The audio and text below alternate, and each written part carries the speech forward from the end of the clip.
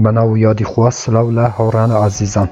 هیوام در شنه بن ساخو سلامت و تندروز بن انشالله برزاندی سانه و منی هات معین لخدمت ایوه و پیشکش کردن ویدیوهای کیتر لزنجیر ویدیوکانی بدستنان پاره لانترنت لپیجی فیسبوکی بدستنان پاره لانترنت هر وحالا چنلی یوتیوبی بدستنان پاره لانترنت و برزانه که یکم جارو چنلی بینن لیره چنلی بدستنان پاره لانترنت كمن نهات معين حفتانه دو فيديو لري او چنلوا بلاوكموا كايوا ببرانبرتوانن دراوا الكترونيا كان و هر وها دولاری امریکی به دست بهینن بو اوی ایوه هیچ یک لویدیو کانی دهاتو لدست ندن و هر کاته کم ویدیو یک اپلود کم یا خود بلاو کموا یوتیوب لرای نوتیفیکیشن و توی آگادار بکاتوا چنل که سابسکرایب بکه و هر وها زنگوله تنشش چالک بکه بله برزانم دیسانه و لسر داوای برستان که دواتان کربو كمن XRP دراوي الكتروني XRP كهمان ريبيلا بو ايوا فيديو دروس بكم و تحليلي ام دراوا بكين و بو اوي كايا بيوستا ايوا XRP تان هبه و هر وها دواتر چينا نو کوين ماركت كاب و رانكو نرخو و هر وها عددي دراوا كا پیشان تان ادم و روتماپ و نقشه رگای ام دراوش بیناری ام ویدیوی بنتا کوتای ویدیوی که با پیش میخن چون که زورش تگیرین که کلان آور راستی ام ویدیو ام باز کردوه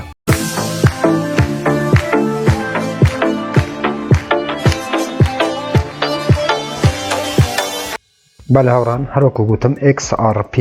که دراوی که الکترونیم یک کم جاربابچی نانو کوین مارکت کپی لسر و دست بیکین هوران نرخی ام دراوه $1.19 $1.19 و تا کوستا 0.22 لساتا برو هلکشان چوه امرو هاوران لماوی 24 ساعتا ام درو هاوران لرتبه هفتی بازار کریپتوکارنسی یا خود همان برسی جهانی کریپتوکارنسی یا خود دراوی الکترونی و هر وها 1 میلیون کس هر وکو دیرانه بیرن هاوران 1 میلیون کس هم دراوه لواچ لیستی خوان هیا و هر وکو دین خواروش برزانم لسر شبکه بایننس سمارت چاین که ایواتوانن بی ام بی بکرن لإکسچنجا کن و نقل تراس والیتی بکن و لناو تراس والیت دراوی الکترونی بایننس یا خود همان بی ام بی بکن با دراوی الکترونی XRP لا پانکیک سواب و لیرانش برزانم هر وکو دین خواروه که مارکت کپی هم دراوه 56 میلیارد دلار که براستی رقم که زور گوره 56 میلیارد دلار بودراوی الکترونی XRP یا خود همان ریپل و هر وها معاملات روزانشی ولوم 24 ساعت لیران هر وکو بینن که 2 میلیارد دلاره براستی مارکت کپی که زور بقوتی هیا و دواتر پیتا نریم که چون ام دراوی بو چه ماوه یک را بگرم بو اوی زیادترین قازانج بکن هر وکو دین خواروان عددی دراوه که هاوران لیرانه 100 میلیارد عدده 100 میلیارد دراوی الکترون XRP هیا هر وکو لیرانه ابینن و دواتر که دین خواروه برزانم چارتی یا خود همان نموداری ام دراوه یبینن که تا کوستا چند برو هلکشان و داکشان چوه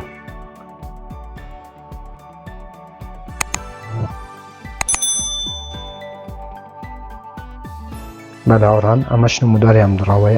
دراوه یا خود همان چارتی ام دراوه که استا باشترین فرصت بکرینی ام دراوه بو اوی لچند سالی دهاتو دا زیادترین قازانج بیوه ببخشید ولی کوتای ویدیو کشتان پیتا نریم هوران که ام دراوه چون ایوه بکرن و هولدی بکن و بو چند سال بو اوی زیادترین قازانج بیوه ببخشید و لیرانه برزانم با چی نصر بشی مارکت هر وکو چی نصر بشی مارکت بایننس که یکی که لباشترین صرافکان جیهان یکم صرافی جیهان به نسبت دراو الکترونیا کن که ام دراو ایواتوانه لنا بایننسی تریدی پیب کن یا خود کرین و فروشتنی پیب کن هر وها هوبی گلوبال امانه صرافی بنابانگن هاوران کوکوین FTX هر وکو دین خواره صرافه بنابانگکان جیهان ام دراوه لیست لناو ام صرافانه بیتفینیکس اما صرافیه بنابانگکان جیهان هاوران که دراوی الکترونی ریپل یا خود همان XRP لەناو ئەم سەرافانە لیست بووە. هەروەها guide.io کە ئەمەس بەڕاستی سەرافە بەناوبانگەکانی جیهانن، هەروەها PancakeSwap ڤێرژنی 2 کە هیواتوان لەناو Trust Wallet BNB بکەم بە دراوی ئەلکترۆنی XRP. پرۆبیتی شاوڕان لێرانە هەیە، OKX پرۆبیت کە گرنگترین سەرافەکانی جیهانن.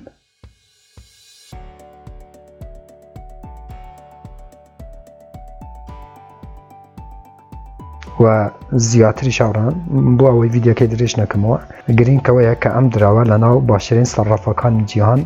سەرافە بەناوبانگەکانی جیهان لیست بووە. پێشەوەی هاوڕان با بچینە سەر بەشی ئێکسپلۆر بۆ ئەوەی بزانین ئەم دراوە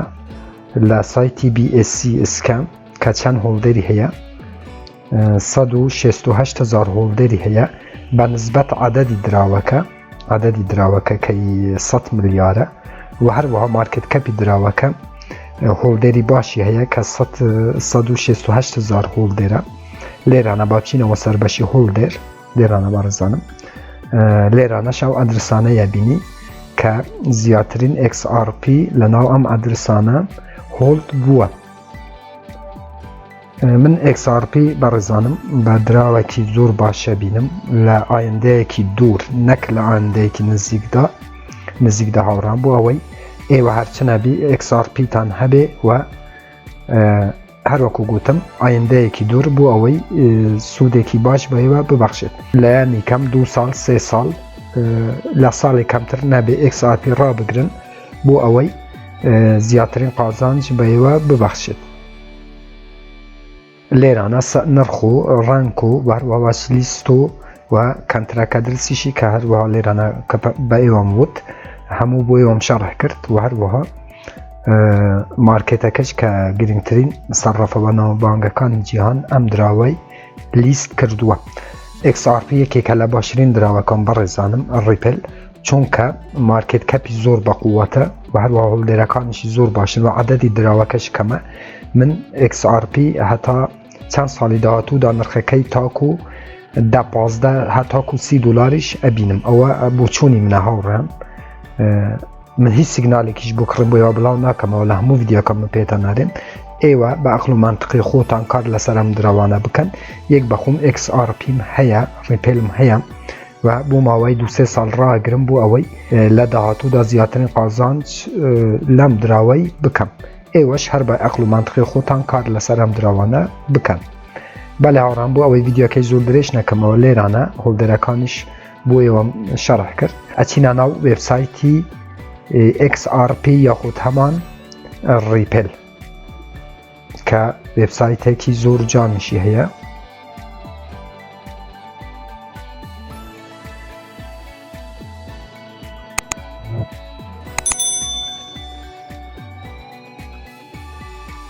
بەڕێزان من کردیتمە فارسی بۆ ئەوەی باشتر لێ تێبگەم لە وێبسایتەکەیان. ئەمە تیمیان وێبسایتەیە کە 1 2 3 4 5 6 لە 6 کەسی لێ هاتوو پێک هاتووە ئەم تیمە کە پێم وایە هەمووان لە مامۆستا یاخود هەمان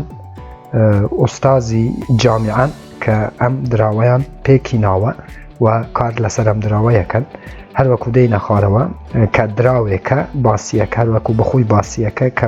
بوو گشتی بۆ ڕێی گشتی دروستکراوە بۆ ئەوەی زیاترین خەڵکەم دراوەی هەبێ و نرخەکەی بەرەو هەڵکشان ببن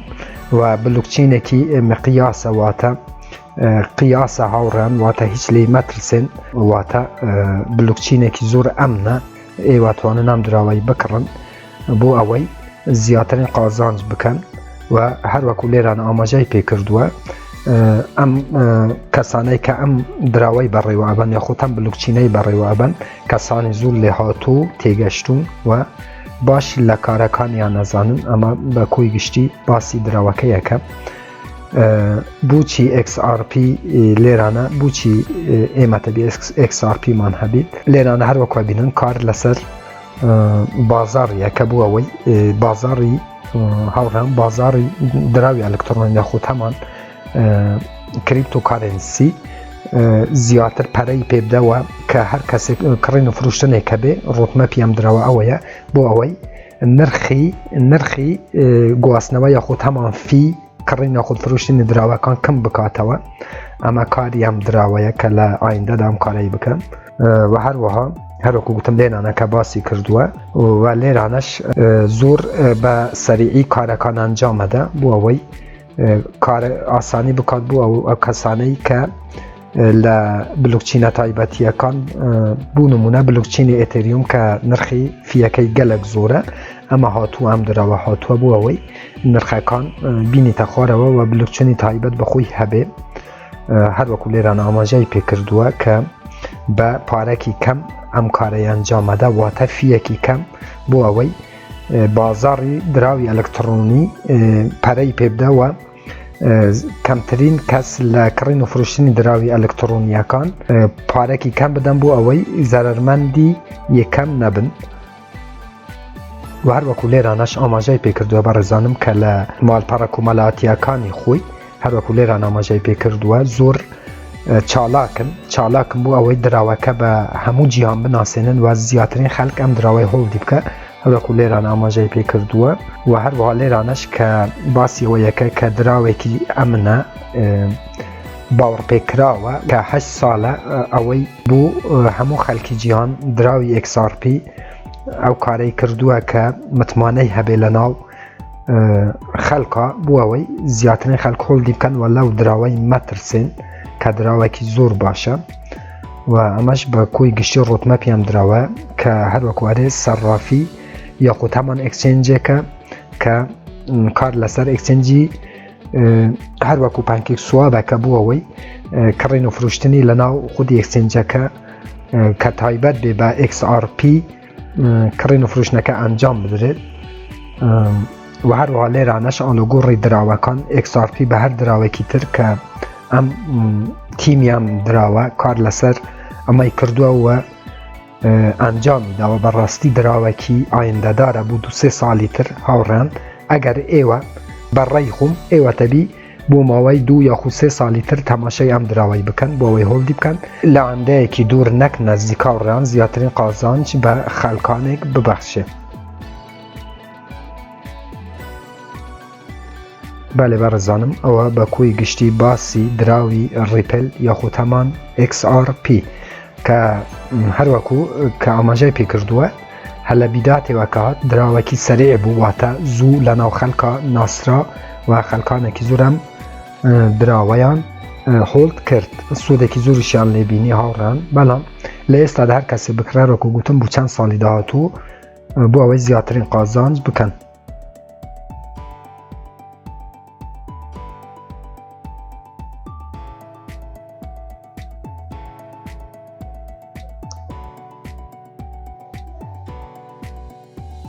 و باس لە ئایندەی ئەم دراوەیەکە بۆ ئەوەی زیاتر لە ناو ماڵپەڕە کۆمەڵایەتیەکان خەڵکانێک بناسن و زیاتر بەرەو پێش چوون بچێ ئەم دراوە. ئەمە بە کۆی گشتی هاوڕێن دراوی ئەلکترۆنی XRP و کار لەسەر NFT بکات بۆ ئەوەی چەندین گەیم دابنێ و خەڵکانێک بچن لە ڕێی بلوکچینی ئەم دراوە بۆ ئەوەی گەیمێرەکان ئەکسچێنجی یاخود هەمان ببورن بلوکچینی ئەم دراوەی بەکاربێنێ بۆ ئەوەی نرخی ئەم دراوە بەرەو هەڵکشانێکی گەورە بڕوە. بەڕێی من XRP هاوڕان هەروەکو گوتم ریپل لە چەند ساڵی داهاتوودا نرخەکەی زۆر بەرزە بێتەوە و هەر کەسش لە ئێستادا XRP بکڕیت هەروەکو گوتم هیچ سیگنالێک بڵاو ناکەم. بەڵام بەڕێی خۆم هەر کەسێ XRP هەبێ لە 2-3 ساڵی ئایندەدا ئەتوانێت زیاترین قازانج بە هۆڵدەرەکانی ببەخشێت. لێرانەش تیمەکەیە بەڕێزانم و بەخۆتە ناتوانم بێنە ناو وێبسایتەکە و بەڕسی ئەم دراوەی بکەن. بە گشتی هاوڕان دراوەکی زۆر باشە XRP. لێرانە باچینە ناو تویتەری ئەم دراوەش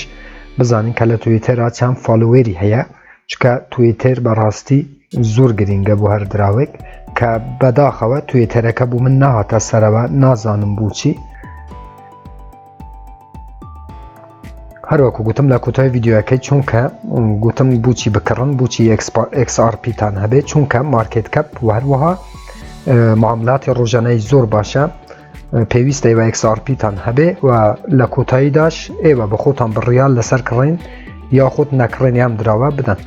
سوپاس هیوکم کتا کو سابینریم ویدیوی بوم برزانم ببرن که ویدیو کم درش کرده و بلان پیویز بوش تا گرینگکان لناو ام دراوش با ایوه بناسین بو اوی ایوش بریال لسر کرین یا خود نکرین ام دراوه بدن ببورن که توی ترکی تو آوه بخوتا نتوانن لو بشی دواتر هاورم هلو بشی فالووری ام دراوش ببینن و دنگو باسا گرینگکان لناو تویتری ام دراوه ببینن هر اکو گوتم ببورن من آگام لینه بو من نیتم نما کارتم تواو بو بویه نچو مناو تویتری ام دراوه هر رخنا کامن بساره کبول جر ویدیو لناو چنل یوتیوبون بنوسم من بچه آوان جابتانه دماوه تا ویدیو اکیتر ویبسایت اکیتر اپ اکیتر و برنامه اکیتر همو تان بخوی گورس پیرم خواه یار و پناهی ایوه بیت خواتان لگل